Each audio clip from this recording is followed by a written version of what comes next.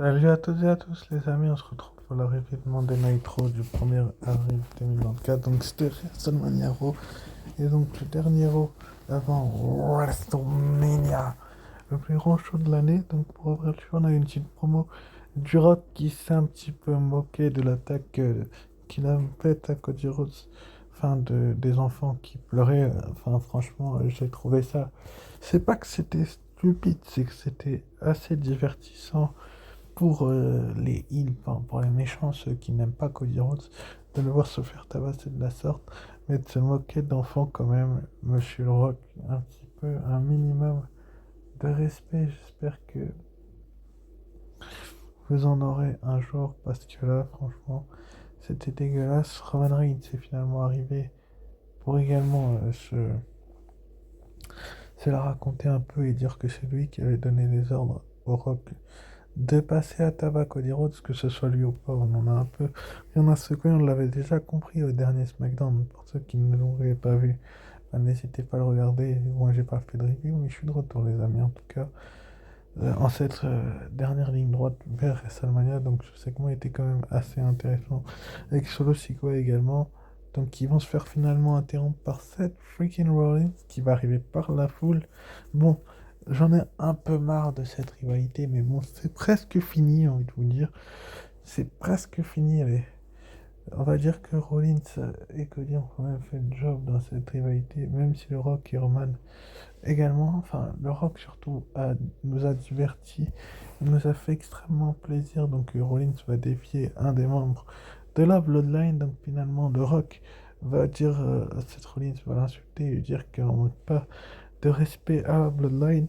Et donc, finalement, ça aussi, quoi, va s'emparer du micro et dire qu'il accepte le challenge de Seth freaking Rollins. Donc, dans le main event, ça sera un match sans sanction entre Seth Rollins et Solo Sikoa. Donc c'était quand même assez intéressant comme segment et c'est un point positif. On enchaîne avec le premier match de la soirée, donc le New Day et Jay White, donc Johnny Gargano et Thomas Ciampa face au Judgment Day, donc Finn Balor et Damien Priest et Dominic Mysterio et Gigi McDonagh. Franchement, un match par équipe que j'ai trouvé, on va pas dire qu'il a été mauvais, je l'ai trouvé quand même d'une bonne qualité. Mais en même temps, quand on voit les deux équipes de Raw qui vont représenter Raw lors de WrestleMania, d'ailleurs, je vous ferai la review vidéo pronostic un petit peu plus tard.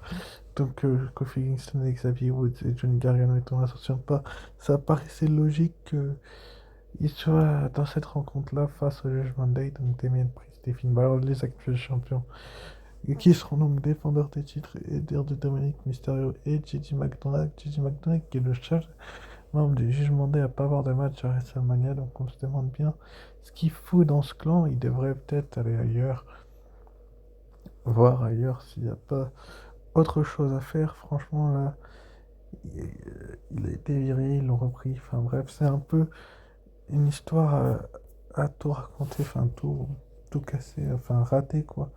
Mais bon, finalement, la logique a été respectée dans ce match. Donc, Damien Priest, Dominic Mysterio, Finn Balor et Gigi McDonald, donc le Judgment Day, vont l'emporter. C'est dire ce que la WWE compte faire avec eux, mais franchement, c'est quand même assez intéressant. Ensuite, après, donc, on a Roman Reigns et Paul Heyman qui vont annoncer au Rock euh, que tout simplement Roman Reigns va introduire Paul Heyman dans le Hall of Fame ce vendredi. Donc, c'était quand même assez intéressant et là aussi, c'est un point positif comme le match d'avant. Ensuite, après, donc, on a eu Dominic Mysterio et le reste du Judgment Day, donc Rhea Ripley, Finn Balor et Gigi McDonagh et Legado del Fantasma qui discutaient dans les backstage. Franchement, j'apprécie ce segment et surtout que Santos Escobar et Dominic vont faire équipe. Bon, Dominic Mysterio va se faire engueuler finalement par Damien Priest Senior, Money in the Bank, donc c'est quand même assez intéressant de voir que Damien Priest en a un peu marre de Dominique dans l'équipe. Enfin, on a l'impression que l'équipe a implosé d'un côté, mais qu'elle continue à gagner ses matchs malgré cela. Donc c'est quand même assez intéressant de la part de la WWE de faire des choses comme ça. Ensuite, après, donc, on a eu le droit à Big Branson Reed face à l'aspirant numéro 1 au titre intercontinental de Gunther à WrestleMania, Sami Zayn, donc le Master Strategy, Sami Zayn, Bronson Reed. Bon, j'en ai un peu marre de voir ce match se répéter chaque semaine, mais bon, c'est à voir ce qui va se passer du côté de la WWE, mais c'est quand même incroyable de se dire que Bronson Reed et Sami Zayn étaient vraiment tout proches il y a quelques temps d'être enfin ils s'entendaient plutôt bien.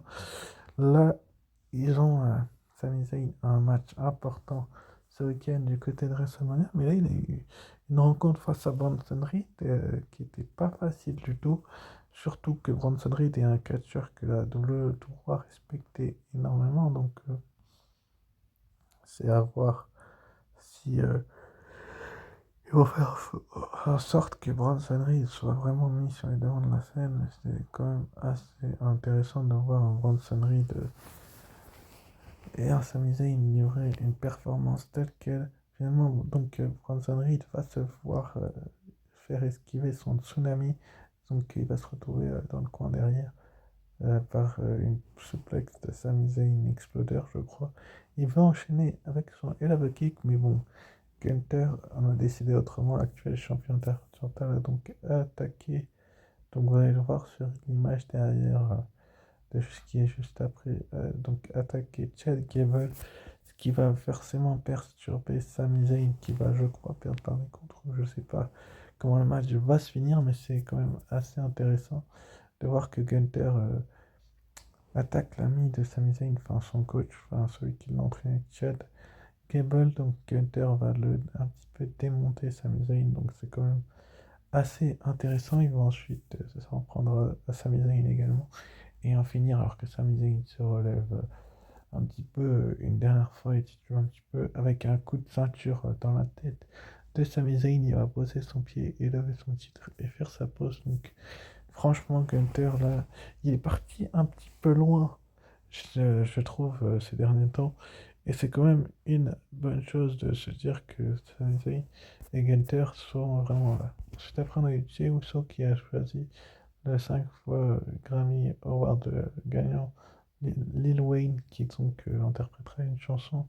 du côté de WrestleMania, mais j'en ai un peu rien à foutre. Enfin, c'est neutre. Enfin bref, ensuite après, on a eu donc Ivy Nile et Maxine Debris contre Candice LeRae et Inter 12. Encore un match tag team que la WWE adore faire, donc je vais pas vous mentir en vous disant que ce match m'a plu. Il m'a plu, enfin, franchement, j'ai aimé cette rencontre, même si je pense que la WWE peut mieux faire. Mais il y a toujours moyen de mieux faire, donc on va pas se mentir en se disant que c'est une rencontre comme ça qui va nous déplaire. Franchement, le nouveau personnage de Candice LeRae en tant qu'il, je l'adore en plus, donc c'est quand même assez intéressant de voir cette rencontre ainsi, enfin, si on le regarde dans ce sens-là, donc c'est quand même une bonne chose de se dire que donc Candice LeRae et Indy Hartwell ont livré une bonne performance, mais bon, à la fin du match, donc Candice va reprendre le relais, Indy va pas pouvoir le faire. Irina, il va la pousser sur Candice, et Maxine Dubry va enchaîner avec un roll-up. Donc Maxine Dubry et Irina qui prennent leur revanche. Ensuite, après, donc on a eu Main Event Jey Uso qui a encouragé et un petit peu conseillé Seth Freaking Rollins par rapport au Main Event. Donc ce qu'il y a eu avant, c'est positif, mais là il l'a encouragé, et ça aussi c'est un point positif. J'aime beaucoup l'entente. Ensuite, après, on a eu donc Ricochet face à Ivar. Bon, là aussi, j'en ai un peu comme avec le segment de Jey et le rappeur, enfin le chanteur. Rien à carrer parce que franchement, je trouve que la WWE met trop des catcheurs qui ont pas vraiment de match sur le plus gros show de l'année en avant. Donc, c'est une bonne chose de le faire. Mais bon, moi, je vous cache pas que Ricochet a gagné cette rencontre et que c'est tout ce qui m'importait parce que le personnage d'Ivar, je n'accroche pas. Et c'est mon droit, j'ai le droit de pas accrocher à ce catcheur-là. Donc je vais pas vous mentir en vous disant que j'accroche alors que j'accroche pas à Ivar. Donc Ivar est quand même un lutteur qui devrait être respecté. Mais donc qui ne le sera pas, donc ça va être quand même assez intéressant. Ricochet qui gagne, enfin, négatif, enfin, bref, neutre, on va dire. Juste après, donc, on a eu Santos Escobar et Andrade qui ont été présentés par Dominic Mysterio, qui est un petit peu stupéfait d'ailleurs. Vu sa réaction, il pensait peut-être que ça partirait en mode boudin. Mais donc, ils vont juste avoir une présentation et c'est juste une bonne chose, et un point positif. On va voir par la suite. Ensuite, après, donc, on a eu Becky Lynch qui a interpellé Rhea Ripley par rapport à ce qu'elle a dit dans une émission assez spéciale enregistrée aux États-Unis. Donc, Becky Lynch, je vous le rappelle, qui est l'aspirante de Rhea Ripley, elle va donc l'appeler. Adam Pearce va arriver pour essayer de calmer la chose, mais Rhea Ripley va se monter. Adam Pearce va lui dire de ne pas aller se battre. Elle va lui lancer le titre. Et elles vont donc se mettre, excusez-moi la pression sur la figure, mais bon, l'animosité est tellement forte entre ces deux jeunes femmes que je trouve que, franchement, les propos qu'elles se sont tenus mutuellement, de Becky maintenant vient par le bras de Rhea Ripley et son titre, on va bien voir ce qui va se passer. En tout cas, c'est vraiment parti en cacahuète, en sucette. Et en autre boudin, bon, je trouve ça dommage l'absence de Liv Morgan et de Nia Jax dans la rivalité, mais bon, c'est Becky Lynch qui a remporté l'Elimination Chamber féminin, donc c'est elle qui a l'opportunité au titre de Rhea Ripley. Et au début, j'accrochais pas énormément à la rivalité, mais je commence quand même à l'apprécier personnellement, même si je pense que, bon, euh, du côté de WrestleMania, bah, je vais pas vous divulguer le résultat que je pense, mais en tout cas, là, c'est vraiment parti en autre en autre dans cacahuète. Et c'était quand même assez intéressant de se dire que Becky Lynch était vraiment en colère, donc finalement ça va se finir avec un saut de Becky Lynch sur les agents de sécurité et Rhea Ripley. Finalement, ils vont continuer à se battre jusqu'à dans les coulisses et ça va se terminer ainsi. Enfin bref, point positif là aussi. Ensuite après, donc on a eu Shayna Baszler, Zoe Stark et Tegan Nox contre Damage Control. Donc Damage Control qui a pris la semaine dernière lors des débuts de Jade Cargill à SmackDown. Désolé de pas l'avoir fait de review, que elles allaient affronter Jade Cargill, Naomi et Bianca Belair du côté de WrestleMania. Donc Damage Control va quand même se retrouver sur les devants de la scène, même si, bon, Jade Cargill va faire son premier match dans le roster. C'est quand même WrestleMania qu'elle va le faire, donc c'est qu'ils ont vraiment confiance en elle. Donc est-ce que Jade Cargill va être une future grande star? Ça, je ne sais pas trop, mais en tout cas, Damage Control affronter trois catcheuses on te connaît bien, Tegan Nox, Zoe Stark et Shayna Baszler, elles vont même gagner cette rencontre. Donc, Kairi Sane, Asuka, Dakota Kai vont remporter ce match et se préparer parfaitement pour leur match du côté de WrestleMania. Match pas hyper intéressant et plaisant, donc je vais le mettre en point neutre car j'attends de voir la suite. Enfin, c'est quand même assez long. Également, donc c'est entre neutre et négatif. Enfin bref, ensuite après, donc on a eu une interview de Seth freaking Rollins qui a donc parlé du main event de la soirée et de WrestleMania. Il va se retrouver donc ensuite confronté par Drew McIntyre. Donc Drew McIntyre, l'homme qui peut peut-être détrôner, mettre fin au règne de Seth Rollins, qui dure maintenant depuis un petit moment. Il serait temps que ça change, mais bon, bref, c'est un point là aussi positif. Tout comme ce match, main event là, franchement, Seth freaking Rollins solo Sikoa, qui aurait imaginé une seule seconde se dire que Rollins et Sikoa voleraient le show à beaucoup de personnes. Je pense que moi, personnellement, j'aurais pas pu me l'imaginer, donc c'est quand même assez intéressant de se dire ça. La performance de Rollins et de Sikoa était quand même incroyable de cela dire. Mais bon, Rollins, Sikoa, euh, c'est quoi Rollins? C'est à vous de me dire ce que vous pensez de cette rivalité. Et là, en tout cas, avec la Bloodline et Seth Rollins et Cody Rhodes et toute la compagnie, enfin bref, là, Seth Rollins va finalement gagner avec une powerbomb à travers une table sur Solo Sikoa. Donc Solo Sikoa va pas remporter cette rencontre là. Après, Rollins va se faire tabasser. Cody Rhodes va se ramener pour tenter, je lui dis bien le mot, tenter de le sauver Ouais, c'est ça, tenter de le sauver. J'ai bien le mot tenter de le sauver, donc c'est quand même une bonne chose qu'il essaye, mais est-ce que c'était la bonne solution? Ça, j'en sais rien.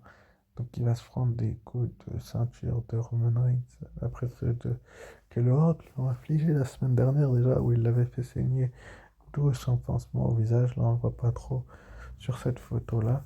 Donc finalement, après cela, bah, Solo Sikoa et Roman Reigns vont quitter le ring. Le Rock va déchirer le t-shirt de Cody Rhodes et va, bam, lui mettre encore des coups de ceinture dans le dos alors qu'il est maintenu par Solo Sikoa. La violence était vraiment forte, extrême même, je dirais. Cody Rhodes se fait maltraiter là, de ces dernières semaines. Et franchement, c'est pas une très très bonne chose de se dire ça. Donc finalement, donc là, on a les deux au tapis. Genre là, il n'y a pas de t-shirt déchiré Cody Rhodes, donc j'aurais peut-être dû mettre les images avant, mais là aussi, il va se faire fouetter, donc c'est quand même assez intéressant de se le dire que ça arrive finalement. Donc pour finir le show, on va voir donc le Rock qui soulève la ceinture American Real de Cody Rhodes, donc la ceinture avec laquelle il le fouette, et Roman Reigns qui pose avec son titre. Donc c'était quand même assez intéressant de la part de la Drew de finir le show ainsi. Donc annoncé pour le prochain SmackDown, on aura le Andre the Giant Memorial Battle Royale dont les participants s'affichent Ricochet, Chad Gable, Bronson Reed, Shinsuke Nakamura, Andrade, Omos, ouais c'est ça, Apollo Crews, Gigi McDonald, Otis, Akira Tozawa, Ivar, les Creed Brothers, Cedric Alexander, Ashanta Adonis, Pretty Deadly, Cameron Grimes et les partenaires de Jinder Mahal. On aura également donc New Catch Republic, donc Pete Dunne et Tyler Bate face à Austin Theory et Grayson Waller. Est-ce que Theory et Waller vont prendre l'avantage juste avant WrestleMania ou est-ce que ça sera l'inverse? On verra bien ce qui se passera à ce moment-là. Et on aura également donc Elektra Lopez, d'un membre de Legado del Fantasma, face à la membre de la LWO, la Muñeca, la seule, la grande, l'une des meilleures catcheuses que je préfère, c'est-à-dire Zelina Vega. Donc on va bien voir ce qui va se passer. Il y en aura également dans le main event, je crois, Jey Uso, main event Jey Uso, face à The Enforcer of the Bloodline. Solo, c'est quoi? Est-ce que Jey va faciliter le travail à Jimmy? On verra bien en tout cas ce qui se passera. N'hésitez pas à liker, commenter, partager et vous abonner. Ciao, bye et à très vite.